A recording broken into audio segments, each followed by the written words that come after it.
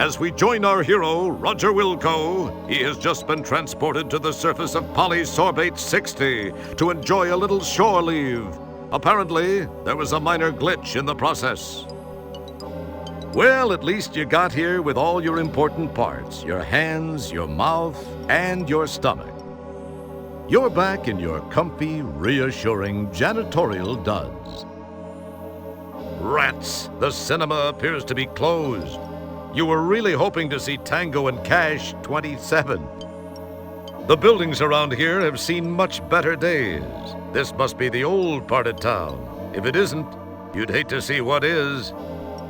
Hey, that one has some legs. They're kind of spindly, but you sure have no room to criticize. That's an interesting piece of hardware. Your normally dim power of recollection actually recalls having seen a picture of one of these in the ship library. Get this, it's called a bike. People used to actually get on these and use their own muscles to achieve locomotion. What losers. You'd think, if indeed you did, that a guy with the skin quality of a pachyderm wouldn't have a problem with this climate. This guy looks like a vertically challenged Darth Vader. What does a thing like that do for fun? Hey, that one looks familiar. It lacks a bit in the stature department, though. This little flesh wad looks familiar. You wonder what he's doing here. Must have been a victim of the telecommunications wars. It's just some green stuff. These appear to be bottles of Alan Dean Foster's draft ale, but it's hard to tell because the labels are so faint. They must have been printed in draft mode. Ooh, you've got a good eye. This stuff is excellent. It's called Something Wicked Ale from Ray's Brat Brewery. There's no slowing down with a Silverberg bullet tonight. These cans of Heinleinekens have been sitting here since Lazarus. Heinleinekens, the strange beer in a strange can. Your mouth waters at the wine coolers, especially this wild Roddenberry-flavored stuff. Then again, a nice frosty Harlan Alison, a cold-filtered Beers Anthony, or a Marion Zima Bradley sounds good about now. Weekends were made for front lobe, and you wouldn't mind removing a few yourself. Look just behind the cans of HP Love Draft and Kilgore Stout. They've got a few cans of Meister Brautigan, the only beer made from watermelon sugar. I'll keep some of the more expensive stuff back here, like Jurassic Dark, Raymond E. Feisterbrow, and Samuel Douglas Adams. Interesting magazines like This Old Planetoid and The Babes of Polysorbate occupy this space. A stack of papers lay unattended on the floor. Apparently, Pa doesn't get in a big hurry to put stuff away. The headline reads, Lindbergh Baby Kidnapped. The shelves of this interesting establishment hold just about every kind of swill a buzz junkie could want.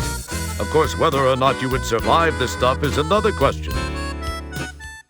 Yes, you actually left a cool-looking mold of your lower torso. Well, actually, it's not that impressive. It looks like someone or something got just a little two-faced and wrecked a perfectly good Loadster 750, the Pinto of Polysorbate. Now, this place seems to be a little more interesting. Messy, but interesting. Noise emanating from the two establishments here indicates there might actually be something fun going on inside. The street's a little bit cleaner here. It does have that peculiar burn crater just under the traffic signal. Another Orion's Belt franchise. That's one place you have yet to be banished from. I'll bet that's the finest neon sculpture on the whole corner. This guy looks friendly now. Try to keep it that way. The only way customers could see out of that place is to break some holes. That's some seriously dirty glass. Heck, it might not even be glass. The constantly dripping atmosphere could have carried down corrosives which ate away the glass, leaving a mineral-like residue behind. A petrified window, if you will. It's one of those Bjorn guys. It's so cute when they talk about assimilating everyone. Ah, an arcade. You haven't been in an arcade in at least a sequel or two. How cute. It has a really big replica of a coin slot. Sweet sentiments, urban style.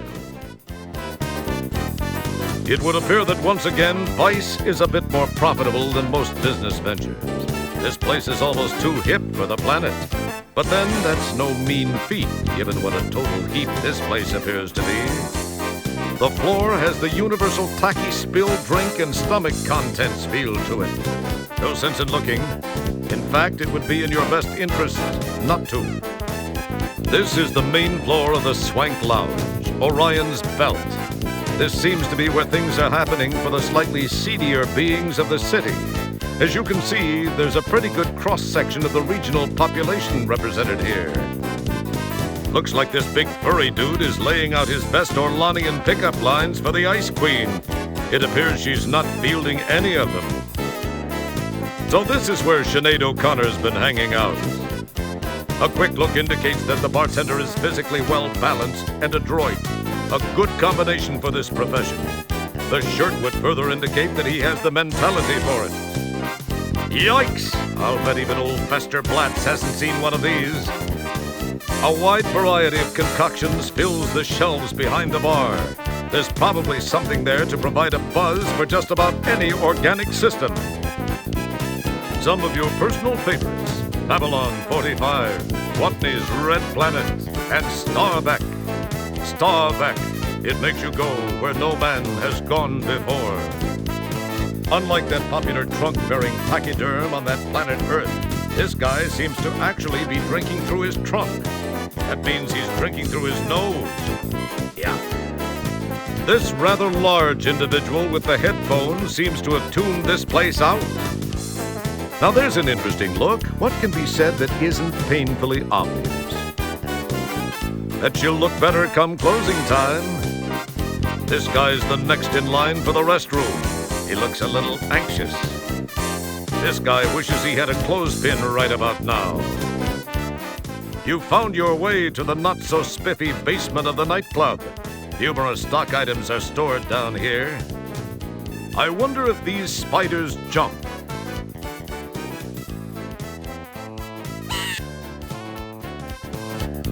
The second floor of the nightclub does justice to the first.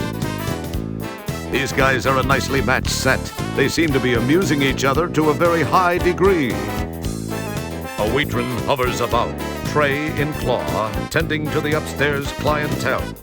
It makes decent tips, especially for a synthetic being. This guy looks like he just got back from Cybernam. These nitro suckers come in all types. They're all drawing on the hoses. Amazingly, they don't freeze. They just glaze over for a few moments while the others laugh. This one has a tattoo which says, "I love Lula."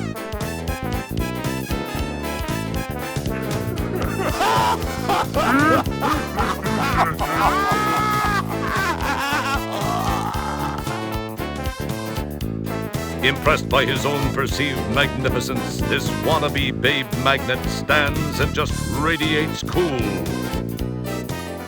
This arcade, known to the locals as Dismembers Only, is filled with lowlifes, druggies, and juvenile delinquents from all over the galaxy. And those are just the employees. Look, it's the hot new game, Stooge Fighter 3!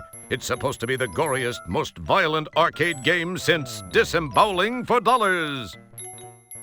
These lava screens from Magmetheus show soothing visuals while playing hot techno-lava tunes like, "What's lava got to do with it? You always hurt the one you lava, and just let your lava flow." This humongous expensive game is an all-time favorite. You have to duplicate famous gourmet dishes while piloting vintage combat aircraft against the Nazi menace. It's called Secret Recipes of the Luftwaffe. Cool. It's a potential sucker trying to decide if it's worth it. There's a serious dweeb factor happening here. Now that's an interesting specimen. Is this place the backwoods of the universe or what? An overhead screen advertises a new kiddie-level arcade game in which you walk around Calcutta trying to match the right body part with the leper who lost it. It's called Mixed Up Mother Teresa. This rough, tough cream puff is positively myrtleizing that machine.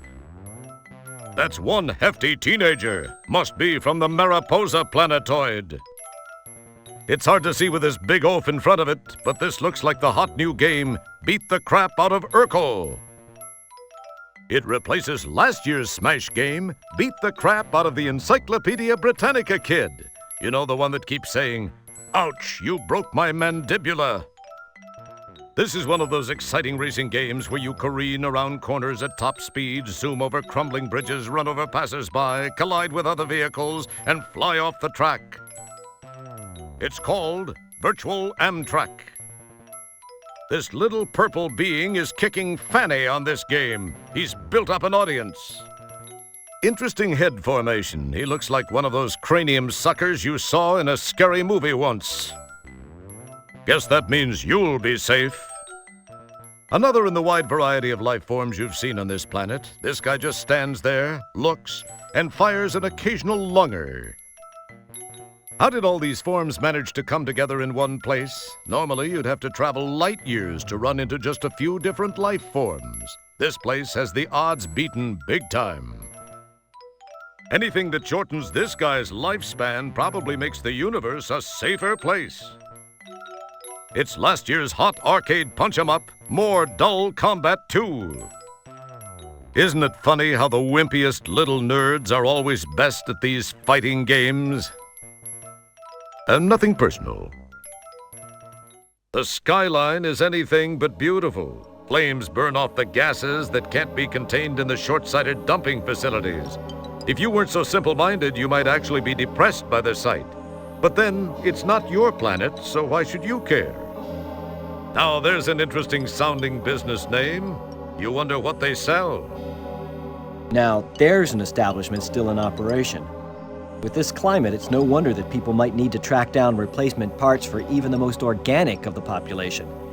I wonder if, nah, never mind. You wonder if there could be any connection between this kind of waste disposal and a thriving business like implants and stuff. Wow, that's kind of deep for you. It's the Do Beam Inn, but I'm sure they accept pedestrians also.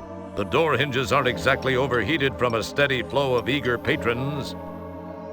Interesting, she appears to be waiting for someone. She might be one of those professional ladies your mom told you about. Those two look like people my mom warned me about. I think I should avoid them. Yikes! Can it be? Well, yes it is. It's Fester Blatz, former owner and proprietor of Fester's World of Wonders, a cheesy little tourist trap on the desert planetoid of Fleabot. The t-shirt looks, and unfortunately smells, like the same one he wore on Fleabot. He has the expression of someone enjoying a permanent wedgie. He has aged somewhat. Looks like he's grown a few more neck rings. These last few years have been rough on him. From what you remember of him, he used to be kind of an aqua blue. Now he looks like a used lug liner, or the color of a Varillian miner's loogie. Yeah, I got him in a few months ago, fresh from the harvesting facility. Genuine dumb brand cranial stocks. Perfect for when just one or two accidental nicks from those amateur scalpels can render your home-built being useless as lips on a... Oh, never mind. Just rip out that old stock and slam in one of these little beauties and your home-built being will be carrying out your bidding in no time. Guaranteed. It's a marketing device for dumb. They design and manufacture a wide variety of implants, prosthetics, and conversion attachment kits. Hopefully, their product is better made than their sign is. Yeah, this is the only place on the planet to get a good lobe piercing, I tell ya. And even though we don't have to, we do use only Lorshan quality body part piercing products. Less chance of pus buildup and drainage that way. That stuff tends to dull the erythrium coating on the hardware. An empty tank of gen blood sits in the dust. A generic synthetic blood which was originally designed for use as a temporary blood substitute in the event of traumatic loss. It has become a favorite in the You Build a Beast Brotherhood. Yeah, sometimes when you do a lot of cranial work, you gotta replace the fluid so the old brain isn't just bouncing around in there like a BB. But then you're probably already used to that. The drawers seem to be crammed with Moddy's plug-in modification implants and the various adapters necessary to make them work universally. Fester has quite a collection of these, which is surprising. The sale of those things was banned years ago. Brain-dead products have been a staple of the home-built being hobbyist for decades now. They make a fine line of adapter plugs which allow for cross-species component swapping. Means you'll be able to pick up parts anywhere other beings exist. Nice deal, huh? They also make a pretty fine moddy. Get tired of what kind of mood your droid, or spouse for that matter, is in? Why, you just slap in one of those babies and bingo! You can modify them into a whole new attitude. Find a wife type who won't pay some big buckazoids for that. Too bad the sale of them is illegal. About all I do is trade for them. It's one of them loopholes, guess you could say. Kinda developed a hobby of collecting the suckers. Wow, an Apple II Plus running biorhythms. You thought IBM had rounded all those up and landfilled them decades ago, back when Apple started the push to open home computing to the public, making it fun and accessible. This one's labeled fresh. By the looks of things around here, fresh is a very relative term.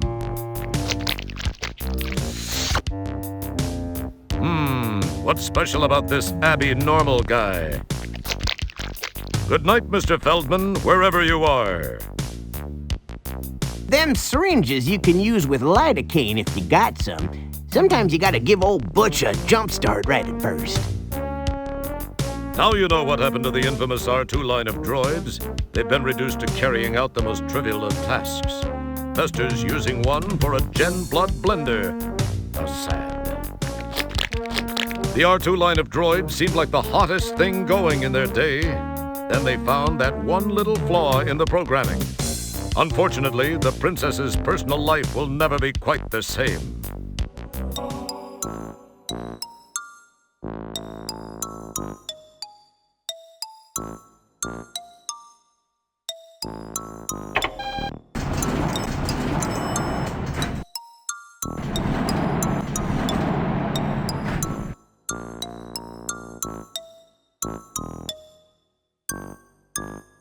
Nice place if you're a fan of dives. At some time in a life that might have existed eons ago, these ghosts of flora past might have been called plants. An elevator! Boy, this place has everything. This place still has those old-style ray projection infomercial viewers. What rubes. That's the manager of this little slice of heaven. He looks like he's an expert on energy conservation. Mainly his. Those are some interesting-looking dudes. Must be a couple of real losers, since they seem to be dateless. Of course, that won't be a problem for you once word gets around that you've hit the planet. Can you believe he actually thinks that? It says, if you have a buckazoid, give a buckazoid. If you need a buckazoid, take a buckazoid. Not too surprisingly, it's empty. An electronic proximity sensor-activated bell, probably used to signal for attention, rests on the counter. The desk, while mimicking some control console look, serves as not much more than a place for the desk clerk to rest his heavily bunioned hind feet.